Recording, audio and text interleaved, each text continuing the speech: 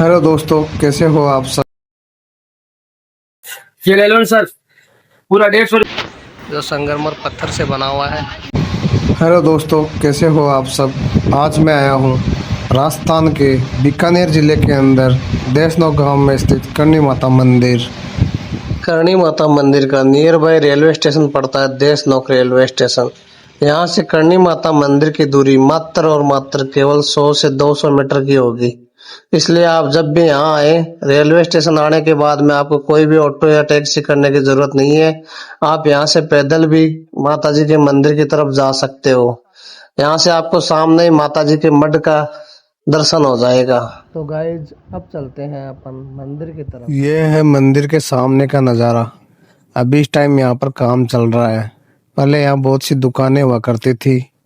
अभी जो मंदिर के पास में दुकानें हुआ करती थी, उन दुकानों को सबको पीछे कर दिया गया है और इस जगह को खाली करवा दिया गया है। दुकानों को सबको पीछे करवा दिया गया है क्योंकि नवरात्रि के अंदर और साथ ही साथ ओरण परिक्रमा के अंदर यहाँ भीड़ काफ़ी होती थी। भीड़ काफ़ी होने के कारण लोगों को बहुत परेशानी होती थी। इसलिए यहाँ से ये दुकानें सब हटा के पीछे कर दी गई है। चलो प्रसाद की दुकान के पास चलते हैं।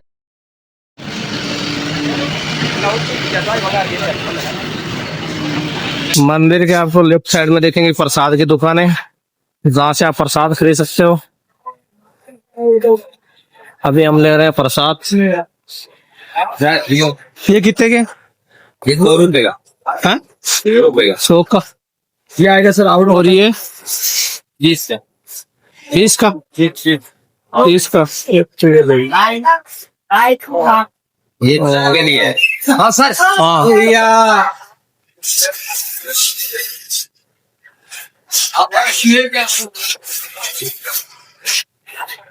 ये ले लो ना सर। पूरा 150 रुपए का आएगा। माता जी पत्ता श्रृंगार चुआ का, माता जी और माता करनी माता सबको प्रसाद में माता जी ने सेठ है। ये दे दो फिर। ये डाल दे।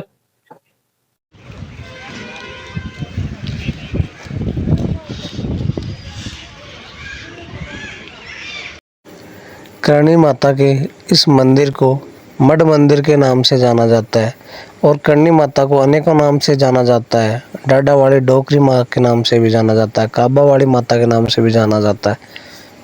तो चलिए अब अंदर चलते हैं मंदिर में। मंदिर में जाने से पहले अपने चप्पल जूतों को बाहर उतार दें। यह है मंदिर के अंदर का एंट्रेंस। तो चलिए अब चलते हैं मंदिर के अंदर।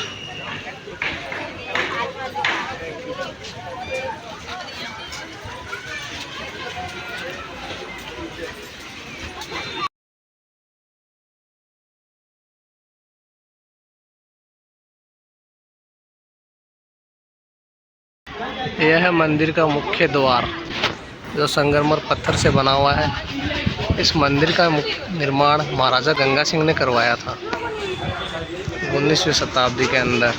मंदिर के बाहर आपको शेर देखने को मिलेंगे दोनों साइड के अंदर। आप घर से दाने लेके आते हैं तो यहाँ कबूतरों को आप दाने डाल सकते हो।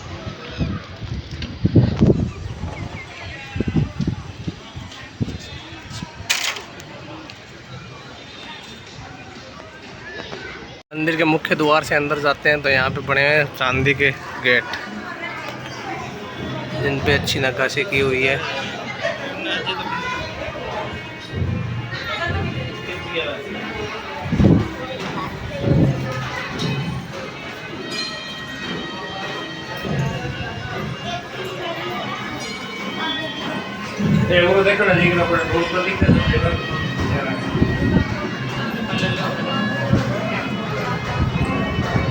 कोई नहीं, मंदिर में चलते वक्त हमेशा नीचे देख के चलो आप, क्योंकि यहाँ मंदिर के अंदर काबे हैं। काबा यानी चूहा, तो कहीं पैरों के नीचे आने का डर रहता है, इसलिए आप नीचे ध्यान से देखते हुए चलें रेलिंग को पकड़ के। और इधर हमेशा भजन भाव होते रहते हैं माता जी के।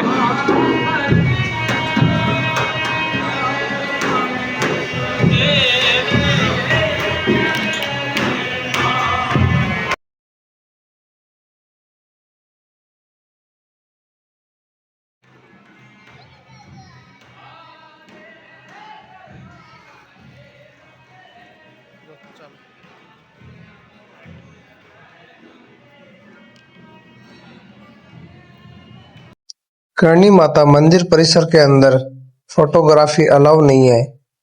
यदि आपको फोटोग्राफी करनी है तो उसके कुछ चार्जेस दिए गए हैं जो पीछे बोर्ड पे लगे हुए हैं, उसके बाद आप फोटोग्राफी कर सकते हो।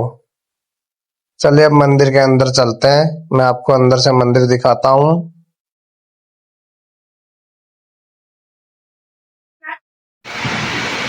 ये है मुख्य मंदिर का गर्भगृह जो आप देख रहे हो। गर्भगृह के अंदर आते ही आपको अंदर माता जी का मंदिर देखने को मिलता है। यदि भीड़ ज़्यादा होती है तो आप अंदर दर्शन नहीं कर पाओगे, यदि भीड़ कम होती है तो आप अंदर दर्शन कर सकते हो। अब मैं आपको करणी माता का जीवन परिचय दे देता हूँ। करणी माता का जन्म जोधपुर जिले के फड़ौदी के पास सुवाप गांव में हुआ था और उनका जन्म चारण जाति के मेहा जी के घर पे हुआ था। करणी माता का बचपन का नाम रिद्धुबाई था। करणी माता जब 27 साल के हो गए थे तो उनका विवाह साटिका गांव के देपाजी के साथ में हुआ था। लेकिन करणी माता ने अनिच्छा जाहिर करते हुए देपाजी को पहले ही बोल दिया कि मैंने शादी केवल हिंदू मान्यताओं और माता पिता की खुशी के लिए की है। करणी माता ने देपाजी को बोल दिया था कि उनके बीच में कोई भी वैवाहिक संबंध नहीं रहेंगे। यह बोलकर करणी माता दुर्गा के अलौकिक रूप में प्रकट हुई और उन्होंने देपाजी को दर्शन करवाए।